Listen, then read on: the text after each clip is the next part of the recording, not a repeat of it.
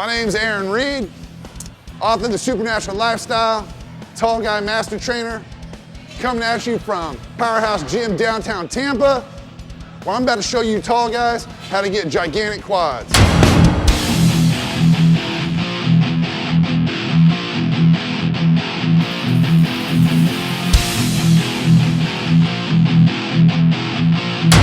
I've been bodybuilding for years. I was introduced to the gym at 12 years old. At that point, I did not realize I was gonna be this tall, okay? My childhood mentor, a guy named Gus Hankey, who was a hometown hero in Minka, Oklahoma, and power lifter, football player, extraordinaire, taught me the basics, bench, squat, deadlift. From there, I developed a passion for bodybuilding and getting stronger in sports and whatnot. By the time I was 19, I competed in my first bodybuilding competition. I won the Team Colorado Bodybuilding Championship. At that time, I began training with one of the guys I respect most as a bodybuilder in my life. His name was Bobby Padilla. He was 5 feet 4 inches tall, okay? And so together, us training, we were like the odd couple. But what that guy taught me was how to work really hard, because he trained hard to prove that he was a great bodybuilder even though he was so short. And I trained hard to prove I was a great bodybuilder even though I was so tall. And so together we had this great contrast, but he really worked hard and would put my dick in the dirt day after day after day. And he made me learn how to train hard. So that's where I got a lot of my roots for my training. At that point in my life, I realized him being so short and the way we were training with the amount of weights we were using, there was no way I could keep up with him without wanting to die constantly.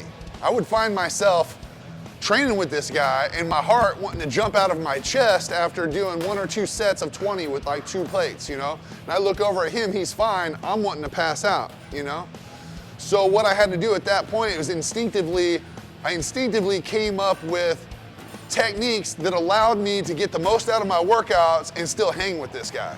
So it was a great situation. So one of the things I developed is what I call the Aaron squat, which I'm gonna show you a little bit later. And this was not something that was exposed to me from the internet or I learned anywhere, because there really wasn't much internet back then, believe it or not. And I just developed it instinctively to try to keep up with this guy because he was that good.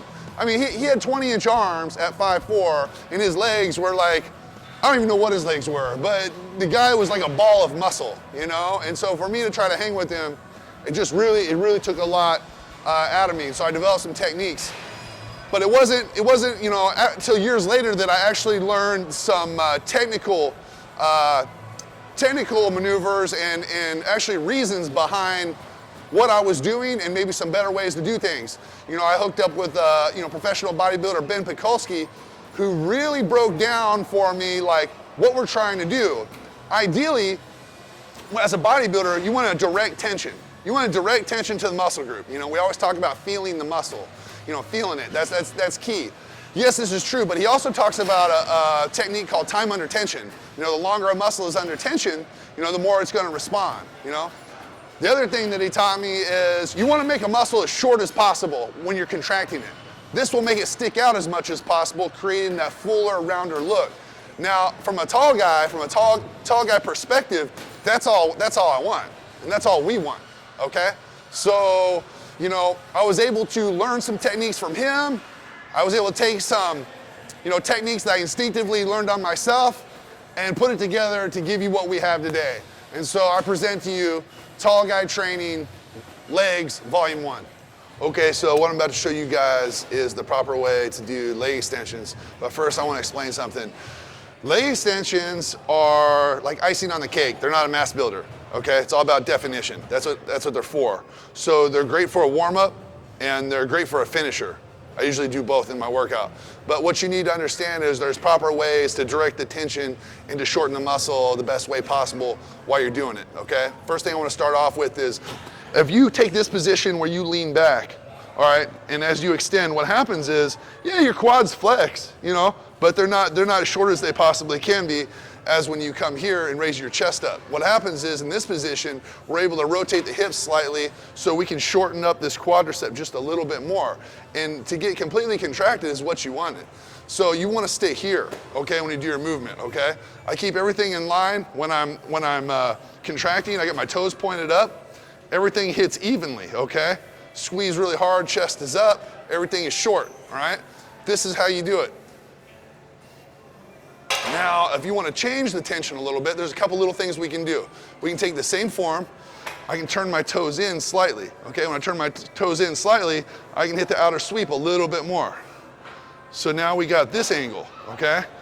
I like to lean back a little bit when I do that because I feel like it allows me to hit my quad a little bit better on the outer sweep, all right? But you need to know what you're doing when you're doing this and why. I'm constantly looking at my quads, looking at my body, trying to make these adjustments to add size where I need it, okay?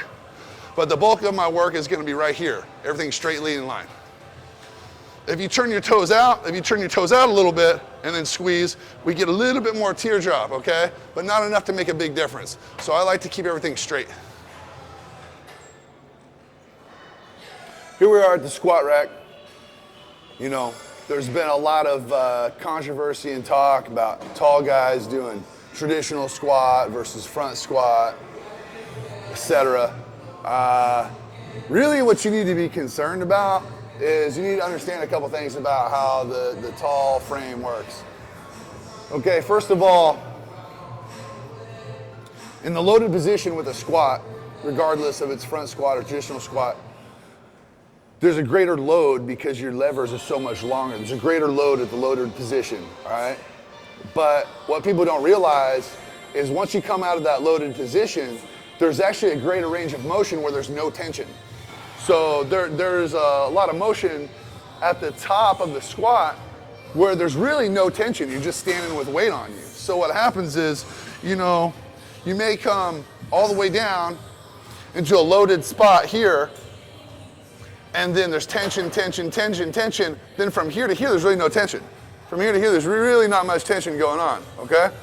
So one of the things that I learned is if I cut that range of motion out of my movement, I can keep tension on my quads the entire time. And what this does, this allows my quads to get exhausted and blown up before my cardiovascular does, okay? This has been the biggest technique that I've applied that allows my quads to blow up from squats instead of me just want to lay there and die after a set, feel like I ran a mile. So it's very simple. So you can apply this to a front squat, a traditional squat, whatever. I call this the Aaron squat. This is the Aaron squat. This is how I've been doing this since I was 19 years old. I'm gonna put up a photo so you can see what I looked like when I was 21, see the quads I had when I was 21 by training this style. But it's basically here to here, here to here. This is where there's the greatest amount of load and tension on the quad at all time, okay? Once I come from here to here, this is easy. And if I'm standing, I'm resting. So you know what? If I'm resting, my quads are resting. Now trying to fill them up with blood and oxygen, nitrogen, everything we're trying to do to get that pump, I almost have to start over. I don't want to do that. I want to stretch and fill everything as full as I can, just like I'm doing any other set. So there should be no stops in your set whatsoever. You should go straight through. If you can't get the desired number of reps, then you're not there yet with that weight, and you need to work up to it so you can do it with that weight.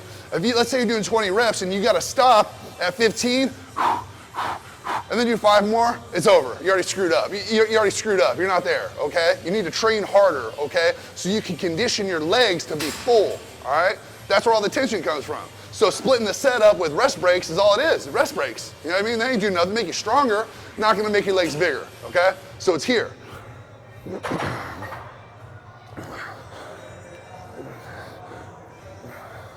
Now let me show you with weight what it looks like.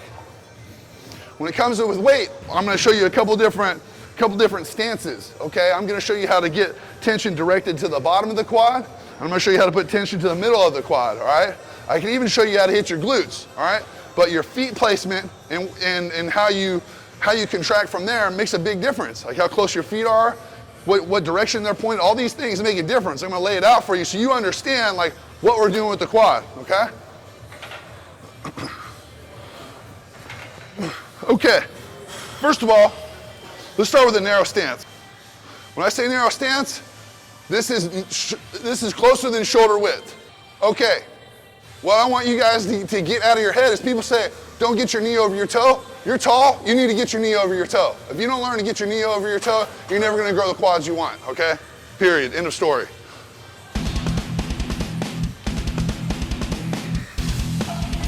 All my tension is on the front of my quad.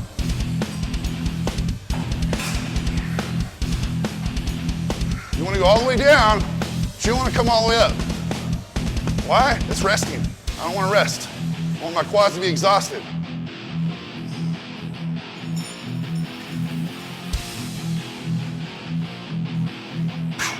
There's a shorter version. Usually I do sets of 20 or sometimes 30, you know. Okay, the next thing we're gonna do is we're gonna stick with the traditional squat, but we're gonna change our feet placement a little bit. I'm gonna take a wider stance with my toes ducked out a little bit. This is gonna allow me to put greater tension to the meat of the quad, the center of the quad. It's gonna incorporate the glute just a little bit and the inner thigh. So this really gives you like that thickness. So this is a great stance to develop the thickness of your quad. Okay, so now I'm taking a wider stance. This is gonna allow me to put tension in the middle of my quad, the thickness. Really help add with just overall thickness. Not so much focusing on sweep, but it helps with it. So here, here, here.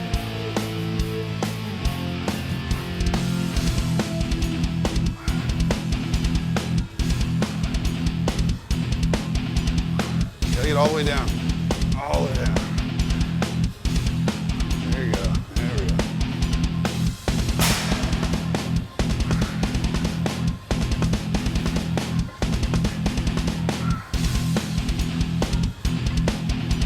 And we're done. Okay, so next we have is the hack squat. The hack squat's an awesome machine that really allows you to target the quad specifically, while saving your back, saving, you know, your hips, whatever. It's just, it's a really great maneuver. What I'm gonna show you how to do is the way that I put my feet on here, I like to hit my outer quad with the hack squat. And basically I do that by, once I place my feet on here, you wanna drive tension out, okay? You wanna come all the way down, but you want your tension to go on the outsides of your feet, okay? And if you'll do that, you'll start feeling your sweep really take over because that's where we're driving the tension. You know, you gotta think about it, okay? But just like anything else, just like the Aaron squat, I want you to come all the way down and not all the way up. So it looks something like this. And again, you might have to get your knee over your toe a little bit. I like to turn my feet out just a little bit. It's a Tom Platz maneuver. I don't go all the way together like he does, but I do turn my feet out just a little bit. And I drive tension out.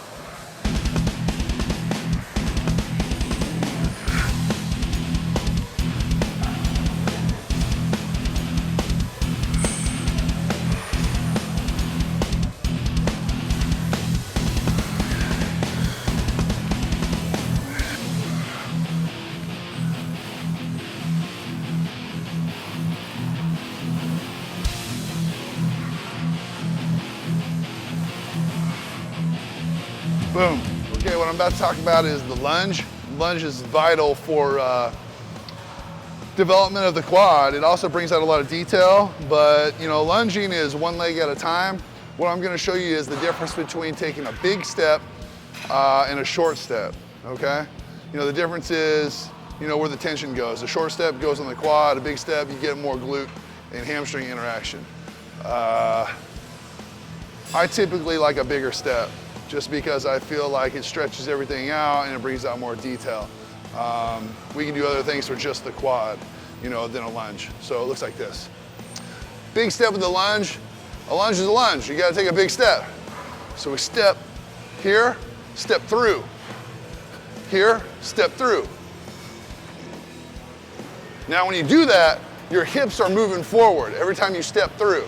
That's where all your power is, okay? But when you're in the motion, let's do that again, I'll show you again. When you're in the motion, let me show you what's engaged. as I step here and I have a big step, I have a lot of tension on my glute right now. So my butt is taking a lot of the load. As I step through, it transitions quad back to glute. So as soon as I come here, that's where you get that hip flexion, brings the glute. I think it's important for detail. If we're talking about just hitting the quad with a lunge, you take a shorter step. Here we go. This is more quad. This takes out a lot of the glute. Now when you do that, yeah, it hits the quad, but I feel like it kind of defeats the purpose of the lunge. It doesn't feel like a lunge to me, so I don't do it that way. Okay, when it comes to hamstring movements, really the knee to hip placement is what you need to be concerned with. You don't just jump on a machine and go. I watch a million people do this wrong all the time. They're not even conscious of what they're doing. You gotta remember the body is always gonna take the path of least resistance. So unless you're conscious of where the tension should go, you're gonna be cheating. So one of the things I wanna show you right now is, if I raise my leg up, okay, to contract the hamstring, as long as my knee is in front of my hip, this is easy. Easy money, right? Okay, let's change the game a little bit. So if you keep your knee behind your hip, you keep it here, and now it's behind, what happens is it pre-shortens the hamstring. Now when you come up, it's really difficult because it's all the way short, right? All right, to kick it up one more notch even further is a little maneuver I learned from a competitor named Ron Galute that beat me at the Tampa Pro last year. I said, how do you get hamstrings like that? You know, he had great hamstrings. He said, point your toe. So if you point the toe, you point it that way, that actually shortens the hamstring even more. Then when you come up, we have everything as short as possible. Short as possible. So it hurts. You get a cramp. And so what I've done is, I've applied that to all of my maneuvers so that I can isolate the hamstring and take my glute out of the movement as much as possible. Okay, the first things first. Now when we do this movement, everybody has a tendency just to lean on this thing because this is where the handles are. And if you'll notice, if you come into this position, what happens is your butt goes back here, your knee goes in front.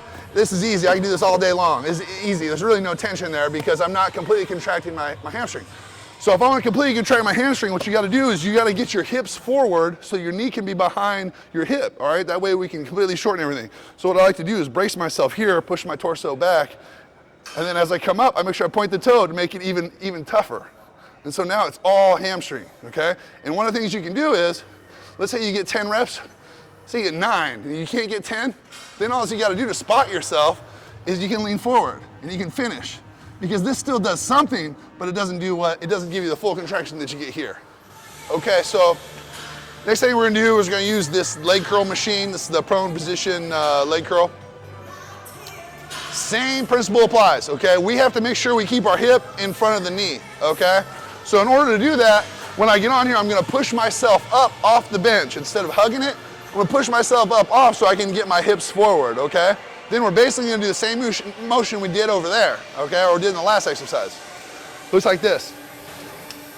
I'm gonna be honest with you, if you're doing this right, it doesn't take a whole lot of weight, okay? Okay, here we go. I'm all the way up. Point my toes.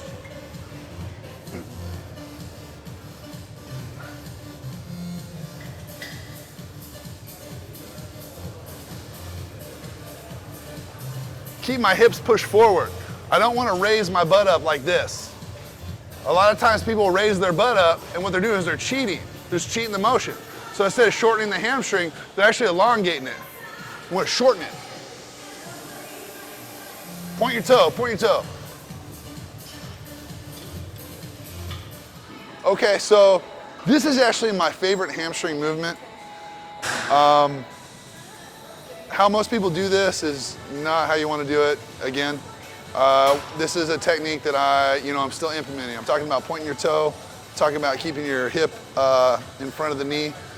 When you do this, it's no different, okay? I want to make sure you're pointing your toe. This is going to activate the hamstring, all right? And then you keep your hip, everything in line, all right? This is an awesome motion, but it looks like this. So I stay at the bottom of the platform here, all right? And I'm on my toe. You don't want to come up here. As soon as you come up here, you're basically putting the load on your lower back and your glute. But as soon as you come here, your hamstrings are forced to engage. So you'll notice that I got my feet at the bottom here on my toe. I'm pointing my toe, so I'm still able to apply the principle I talked about that's important for your hamstring. I'm pointing my toe, but it does a couple of things with this maneuver. Right away, because I'm on my toe and I'm not having any support in the back of my leg, it engages my hamstring. So they're already fired up. The other thing is I want you to squeeze your legs together as you come up. So everything stays up and erect, so you stretch when you come down. And then squeeze your legs together. Keep everything tight. Tight.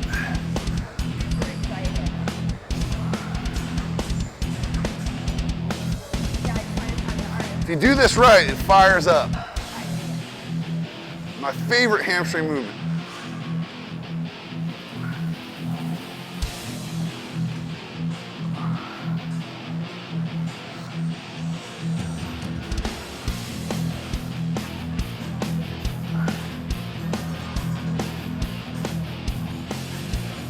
Now, if you do this, you don't really need weight with this. I want you to focus on the contraction and the movement. I don't want you to think about using a ton of weight right away. It's just vitally important to make sure that you have the motion down, you're squeezing your legs together, you're staying on your toe, and you're feeling your hamstring. Okay, so let's wrap up. Let's review a little bit of what we talked about. I introduced a couple things to you when we were talking about quads.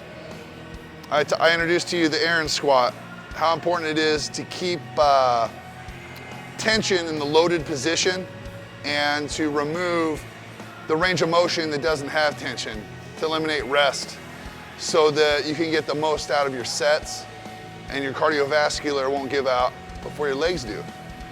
If you'll start training this way, I promise you, tall guys, if you start training this way, your legs will grow. You will be able to make your legs grow without feeling like you're gonna die and wondering, like, why can't I get through my sets and these shorter guys are able to blow through squats like nothing. Like, this is what you have to do. Our heart is much further from our quads than a shorter guy, okay? So because of that, it has to pump blood and oxygen down there. So by doing the style of movements I'm talking about, becomes incredibly anaerobic. You can almost do your entire set without breathing. You can almost hold your breath and get the set done. But I'm telling you, if you want to go all the way down and come all the way up and start resting, now your heart's got to give blood and oxygen to those cells down in your legs for a longer period of time. You're going to gas out. So what I've shown you is really what my secret to my success has been. You can call it time under tension. I mentioned, Ben Pekulski taught me some different things that I utilize and throw in my repertoire. The guy's a genius. But I also talked about how instinctively I did a lot of things on my own that work for my extremely long, body. They'll work for yours too. The other things that we talked about was like hamstring movements. We talked about the hamstring movement. I talked about how important it is to have placement to drive tension. So you want to have your knee, behind your hip. The first thing everybody wants to do is take the path of least resistance and use a ton of weight. Get that out of your head, okay? You just want to get the contraction. You want to treat your hamstring like a bicep, all right? Almost like a preacher curl. You want to get it in a binding position so that you're only using your hamstring just like you would your biceps. Talk about pointing the toe. A competitor from Tim Gardner's Extravaganza Tampa Pro that beat me last year in 2015, Ron Galloop. I looked at the guy and I said, "You son of a bitch." I said, "How do you get hamstrings like that?" That's why he beat me, And he said, "Point your toe." Straight up, that's all he said to me. And so I applied that to so many different things and that world of difference. It's crazy. And then, I talk about the lunge too. When we're lunging, I talk about how there's different stances. I talked about different stances with the squat, where you want to put the tension. I talk about how you want to drive tension out with your hack squat, to hit the outer sweep. You want to be conscious and think about these things. If you'll do that, you're going to have a lot of fun training your quads because you're going to see them grow. You're going to have growth in your quads that you never had because this is how you will get them to respond. I'm pretty sure these techniques would even work for a shorter guy, but I'm positive they work for a tall guy. So the last thing I want to say about the lunge is, I showed you a long step and a short step. The long step, obviously incorporates the glute hamstring tie-in, brings out a lot of detail. but it still helps the quad bring out a lot of detail. You'll see your quads fire on the side, you get those nice cuts on the side. I think lunges are crucial for development of the quad. I can't get through a leg workout, getting ready for a competition, and not do lunges. You have to do them, you know, and you know, there's just different ways you can sit with it. Beyond that, that's it. I got more stuff coming. You know, I'm gonna do more videos. I'm gonna show you guys how to properly train your chest, your back, your arms, your shoulders, and then I'm even gonna go into like traps, calves, abs, and even cardio. Even though I don't do cardio, I'm gonna show you some warm-ups that I do and why I do them the way I do in terms of firing the quads and whatnot. So I'm really looking forward to getting a lot of feedback from this video because you tall guys have been asking for it. You've been telling me how bad you want this, so here it is. And I'm sorry it took so long, but this is it, man. So have fun with it, okay? And then I'll bring out more good stuff to you real soon.